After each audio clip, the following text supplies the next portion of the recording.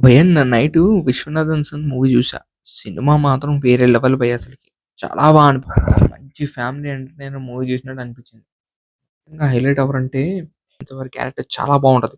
సూర్య గారి పెర్ఫార్మన్స్ మాత్రం వేరే లెవెల్. వింటేజ్ సూర్య గారిని చూడొచ్చు ఈ మూవీలో. అంత అనిపిస్తది. అండ్ రాధిక గారి పెర్ఫార్మన్స్ కూడా చాలా అంటే చాలా బావుంటది. స్టోరీ విషయంకొస్తే సింపుల్ స్టోరీ తీసుకున్నారు భయ్యా. మరీ లెంత్ ఎక్కువ కాకుండా పాయింట్‌లో తీసేసుకున్న స్టోరీ. యూనిక్‌గా కొంచెం చాలా అనిపించింది పాయింట్ కూడా. ట్రైలర్ చూస్తుంటే ట్రైలర్‌లోనే సగం స్టోరీ చెప్పేసినట్టు అనిపిస్తది మూవీ గూడా. ఇంకా బేసిక్ స్టోరీ అంటే సూర్య గారికి ఒక సరోగసీ ద్వారా బాబు పుడతాడు. ఆ బాబుకి కొంచెం బోన్ మ్యారో ఇష్యూ జరుగుతది. అది ఎవరు? మళ్ళీ మమతకి ఎలా ఇంక్లూడ్ అయిందిక్కడ? మమత రాంగానే ఏమైంది? ఆ బాబుకి ఇంకా కనెక్షన్ చూపెట్టారు. ప్రీవియస్‌గా 'వెంకీ అట్లూరి' తన ఫస్ట్ 2 ఫిల్మ్స్ ఫ్యామిలీతో కొంచెం రొమాంటిక్‌గా ఫ్యామిలీ ఎంటర్‌టైనర్స్‌తో కనెక్ట్ చేశారు. మళ్ళీ బ్యాక్‌గా వచ్చేసారు మళ్ళీ ఈ మూవీతో పాటు. అంత అనిపించింది. మూవీతో పాటు హ్యాట్రిక్ హిట్ కొట్టారు 'వెంకీ అట్లూరి' గారు. అంత అనిపించింది మూవీ. మూవీలో ఎనక సాంగ్స్ 2 ఉంటాయి. సాంగ్స్ చాలా అనిపిస్తాయి.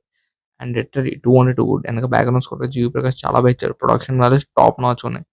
ఫైనల్లీ ఎంతమంది మీరు ఈ మూవీ చూసారో కింద కామెంట్ చేసి చెప్పండి. ఛానెల్ కూడా సబ్స్క్రైబ్ చేసుకోండి భయ్యా.